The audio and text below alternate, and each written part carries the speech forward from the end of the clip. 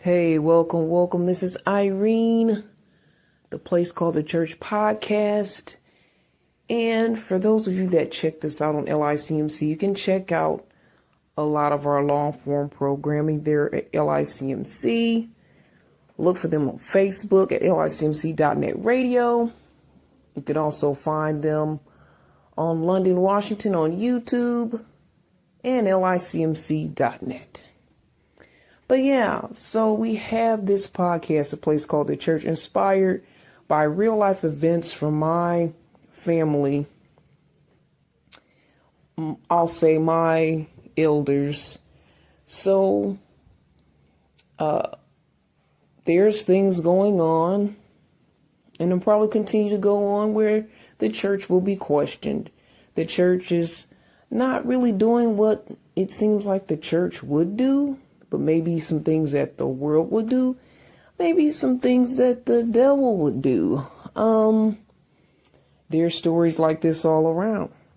So the point of this podcast is to talk about it, share your testimony, reveal, but also to learn. Because a lot of times when we keep these things in the dark, that's the real issue. And we put on this pretty little front that there's no problems and nothing wrong and this is a perfect place. Then that's when people's expectations get blown. That's when they get misled. That's why they will go astray and not want to return to the church.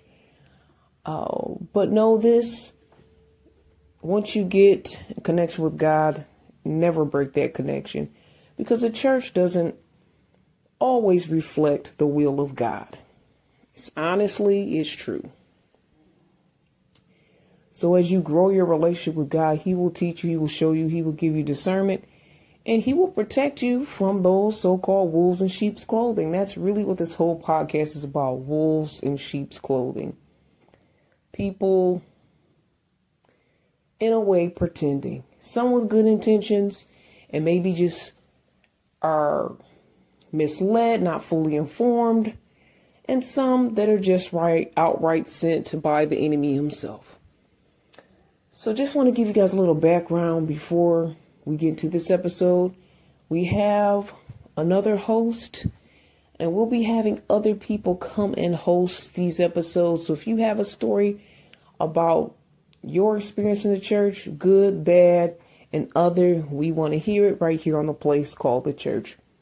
But I wanted to talk about this podcast. Not this podcast, I'm sorry. It kind of was a podcast. It was maybe even more than that. It's a whole movement. And it's a documentary about the cult of Nature Boy. And it came out on Hulu. Now, come to find out, this guy's had a whole social media following since 2017-ish or so. So he kind of built up his so-called cult on social media. He came one way, and, he's a little bit different than your usual cult leader. You may think of the Jim Joneses or whatnot. And there's others. He doesn't fit the typical MO. He's a man of color. And he used that to appeal to other men and women of color. The struggles that were going on in the world, he used that, to tell people, you can break free from this. You don't have to live under the system, so to speak. And he said, go live out on nature. And we can kind of rebuild our own society. We don't have to revolt. We don't have to fight back. Let's just do our own thing. You guys might be familiar, I think, with Dr. Sebi. And I think he has connections with Tupac. And, some other major figures. I think, I believe Nipsey Hussle. There were a lot of people that follow him. But he talked about nature and how you can be healthy living off the land and things in nature. So I feel like, this Nature Boy guy, he kind of tapped into that. I believe he started out having his own business, and he looks like a reputable character. And for some reason, he decides to go live off the land. And he's like in these beautiful locations. And when you see him on social media, he's out in this amazing land that God himself created. And people were tantalized by that. They were excited by that. And they just wanted to get out of where they were and what they were in. The issues of the world, everything was, police brutality, all these different things that we face as people of color. But they really noted different things like police brutality, different things that minorities face. Turns out he had, I think he had a couple of Caucasian people that decided to join just because they wanted to leave the system. And I think he said something about working. You're working for the man. What about enjoying your life and having your own purpose? So, that's another way to appeal. So he did have a couple of people that were not people of color join. And he also used a hookup culture. Like he was using a lot of different methods because he was like, hey, black women, beautiful queens. I don't know if he used those words, but he's like, look at these handsome, eligible men out here. You looking for your own African king here, come here and you can find you a good man. You guys can live in paradise together. It's like the original Garden of Eden, which I didn't even think of taking it to that tone, but yeah. So I'm just giving a little feedback of my thoughts on the Nature Boy documentary. And you can find out more on Hulu. We have other topics we'll be discussing. I shared, and I think it's called, He Called Me Daughter. I shared a trailer from that, and I think that's on Angel Studios. And this young lady she's not that young anymore, but she's been in Christian comedy for many years. And she gives her backstory of how her daddy was not such a good daddy and he was a preacher man. So she's like the daughter of a preacher man. And it was a lot of major issues when it came to her preacher dad. I think that we're going to probably cover that in the future. But let's get back into the Call of Nature Boy. But if you have any hot topics or anything, and I'm not just talking about hot topics, but topics that are connected to, showing real truth, things going on in this world, things you may have experienced, videos, like drop the link, share with us something that we should put on, let us know, something we should discuss, let us know. That's right here on the channel. All right. This is for people that are believers and for non-believers, for anyone that just wants to know the truth and live the truth and really connect with God. Because at the end of the day, that's what it's all about. But again, back to Nature Boy. So he came a certain way. He had, it seemed like he had all the good intentions in the world. So they slept outside in tents, but they had lived in Airbnb. So they would be out of the middle of nowhere. I think the first place they were in is South America, in the middle of nowhere. So the common theme is you get picked up in the airport by a car. You're driving through this amazing scenery. You're going to the middle of nowhere. And it almost gives me horror movie vibes. Somebody driving you to the middle of nowhere, but you have no idea that you're not going to the promised land, right? So let's just skip forward. So Nature Boy, he believes that all the men and women, they should pair up and be married. You shouldn't just be with the woman. You should have a purpose with her. So you guys should be married. So they were symbolically married. No actual papers, right? They were off the grid. They were living off the land and they weren't trying to follow society 100%. But thing about Nature Boy, he also, used the Bible. He used some biblical themes to draw people in. And that's what I think is where the cult part comes in as well. Because when you use religion and people's faith and their beliefs, and you use that to draw them in and mislead them, that's cult-like behavior. And then if they really believe it's from God, they're going to believe that God has this purpose for them.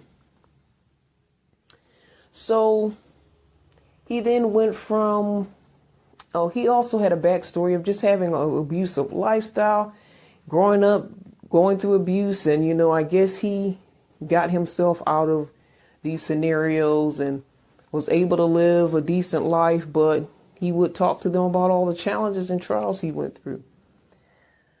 But so they're coupled up, and he would just challenge everyone. Oh, another thing I want to mention, this is as more things unfold. So he uses, I think, something in the Bible saying, sell everything you own and have, and, follow me. Leave everything behind and follow me. I believe that Jesus asked the rich man to do that. If you really want to follow me, you have to leave everything behind and follow me. So he literally had these people leaving everything behind, but they had to come with their credit cards. They have to come with everything in their bank account and say, well, this is like the fee to get in. It's basically your life savings. And one young lady gave like $3,000 from her college scholarship. That's all she had. And she entered the cult. And she met this amazing guy. And they were technically married and hooked up and connected through this cult that we just think is, I think it's called carbonation. So that was another catch. And then one of the Caucasian gentlemen, I'm not sure his race, he did not look like he was just Caucasian. He may have had another background, but he wasn't African American either, or African of any kind. So he kind of saw the catch when Nature Boy was, using his debit card to go buy a pool table and just buy stuff for the house so that they can kind of enjoy themselves. So I feel like almost like it was a frat house on some level. He would get these amazing Airbnbs and they would live off the land. You couldn't go to the bathroom. So, you really couldn't use the toilet. You aren't supposed to use the toilet. You're supposed to go out in nature. So he shows a watermelon that he grew with his own, waste. It's like, this is what I grew for my body with pride. I'm like, okay, that's kind of disgusting, but wow, it's amazing that you could do something like that. I don't know what instructions he took, because he did start off giving health tips and whatnot on his social medias. And then it turned and became this whole big thing where come with me type of thing, right? So, the people had to give their money to come with him. So he's like, the money has to pay for us to eat, survive. We are living off the land, but you need seeds and all of this. If you guys are going to use the Airbnb house for whatever they're using it for, a mini mansion, then we're going to have to pay for this little mini mansion so you can be able to use the house facilities, and you go out at night and sleep in the tents. One young lady had a story. She came there as a virgin, and she was hooked up with a certain guy she didn't want to really be hooked up with. So when a new guy came through, she's like, this is the guy that I really want. So at first, everybody was finding their partner, right? And then one of the young ladies fell out with her guy. So the Nature Boy leader himself, he's like, you can be with me and you can be my queen. So he put her in this queen position. But at some point, that wasn't enough for him. So, the women would do what he wanted. The men would do as they're asked and told. They were calling him king and calling the young lady queen. So he could basically do whatever he wanted. They're putting this on social media. They're getting hundreds of thousands of people starting to follow them. So I'm sure they're monetizing. They're getting that monetization money. They're also getting donations. People are supporting. he would get arrested or something like that. And it could be, one time it was because they were out during COVID, early in COVID. It would be for different reasons, but he would act as if it was because he was the son of God, so to speak, or he was a civil rights type leader. He said, people hated Jesus. He would make those connections. He was hated because he was a good guy and doing the right thing and changing the world. He's not bothering anyone, so why are they coming to bother him, right? So he would use this commotion to get more donations, get more support from people, and then rally around him. And they furthermore believed that he was the Messiah or something. So he started off saying he was a prophet. Then he started saying he was a king. And then he started saying he was God. So it developed. He started out just like any predator, coming to you in a comely fashion, just like maybe Satan himself, coming to you in a way that looks pleasant, offering you things that look good, and then turn around and he became a monster at the end of the day. So once he saw these people were doing whatever he wanted, I'll give you an age. Somebody said they were 23. These are maybe young people, don't really have their life together yet, trying to find purpose. So he was easily able to use these young people. At some point, he encouraged polygamy. He said he wants to have many wives. So the young lady that was the queen, she didn't feel good about this. The other wives would fight amongst each other. At first, he had the queen pick different women. So he made it seem like she was a part of this, I don't know if it's a 3 situation, but it's probably more than that. So the young lady, she held the young lady's hand as he took her virginity to comfort her. So he was trying to make her a part of this strange thing. Like they had some kind of union, but she said she didn't feel right about it. He was abusive to her. She had his baby. There may have been other young ladies that had his baby there as well. So it was kind of like he then began to take advantage of all these young people. And, they were supposed to be living off the land, but it turns out he started to live and feed off of these young people's energy, their life force, and do all sorts of things to them and with them. And he would put them on social media and make them do all of these different things. They would get views and clicks. And it was abusive. And I don't know why all these people were watching. Some people watched, and some people actually reported some of the things that they saw. I don't know what took them so long to actually do anything. So he would get deported. They would get deported for whatever reason. The first time, I think it was because they were going against the COVID laws and they were going out to eat and all that stuff, because they would go in the city sometimes. So he would do kind of what he wanted. And so they got arrested for that. Then they eventually got deported. He also acted up when he got arrested. So his actions caused him to get deported. So they would go to another country where it's beautiful and lush, and it's like in tropical areas where he could get an Airbnb, and he would just go jump from country to country because they would keep getting deported. And finally he had to end up in Atlanta because no one else will let them in, right? So now at this point, they're all just living in a house together, a bunch of weird people living together, having their own little secret society, making money off of this guy, do wild stuff to these people, and just people laughing and watching as he says, jump this high, and you say how high, and you do it, and people are laughing, and, just doing strange things to these people and seeing how far they will go. So he started getting high off the power. He was calling himself God. He was cussing them out. Like he was doing very ungodlike things, calling himself God. At the end of the day, one of the young ladies, she left the group and she took her baby with her. One day she just got everybody drunk and high, left and took her baby, didn't say a word, disappeared. Another young lady was raped, even though she said they made love on the police records. Then she says she was raped. The rape charges, there was another charge something about holding someone against their will or something like that, keeping them against their will. So those charges like that. So then they had to build a case, and they had to get other people that were a part of the cult to, co-sign this. So as they were going through the case, and it was hard for some of these people to break their bond with this man, they still wanted to believe he was someone from heaven, though he was acting completely opposite. There were still people on his side, people protesting the fact that he was even in jail and had charges on him. And he even told the people, you know what, I forgive them. He acts as if he is Jesus himself. And the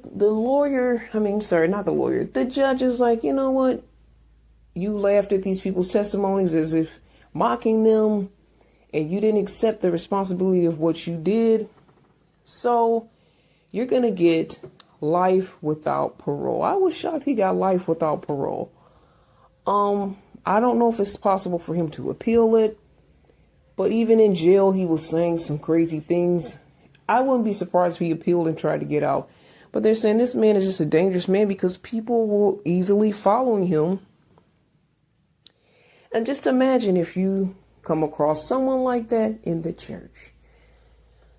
There's all different types of churches. There's all different types of denominations. And some people make their own churches. So you have to be careful. Now, I'm not saying, yay, all churches are to this level and almost cult-like, but there's been situations where men of God have asked people to do things that were not of God, have propositioned people, have used people and abused people, have stolen from people. Everything this man has done, there are some people out there that are doing that in the name of God. And that's what he did at first until he then decided to become God himself. These kids were so wrapped up in this that they didn't know up from down. One of the young men said, you need to believe in something or basically you'll fall for anything. And he said it not in those words, but basically that's what he said. Yeah, so we can't just sit here and just be. We have to, and eventually you're going to have to choose, what do you believe? Because somebody can come to you and offer you a pipe dream, offer you a paradise, while they're really taking you down to the other side. This was a powerful documentary. It showed you that just like God can use anyone, so can the devil. Doesn't matter your skin color, doesn't matter your situation. A lot of times he uses people that look like you. He uses people that you connect with. He uses people that are attractive to you. All of these different things. So it's just a cautionary tale of, what you think might be church is not church. Again, I'm not saying the church world is like this cult, but there are some that use God's name for their own pleasure, for their own gain, and some even become corrupt. He manipulated and brainwashed them, and this is what was said. Cults have been existing for probably since the beginning of time. I want to look at the book of Daniel, and I'll put the verse here on the screen and probably in the description, or not the verse, but maybe the chapter. But King Nebuchadnezzar, he took these young men from their land, told them to eat his foods, told them to bow to his God. They didn't want to do it, and they were going to be punished by death. And, Nature Boy, he had his own punishments, usually physical abuse. But when thrown in the fiery furnace, God was on their side. Don't let anyone strip you of your identity. Don't let any false prophets strip you of your connection with God. And you may have been in a church, seen other people in churches that were not right, seen them in cults, seen them in these different places. But don't let that strip your identity and your connection with God. And You are the church. Remember that. If you've given your life to Christ sincerely with the whole heart, know that you are the church. And no one can take that from you.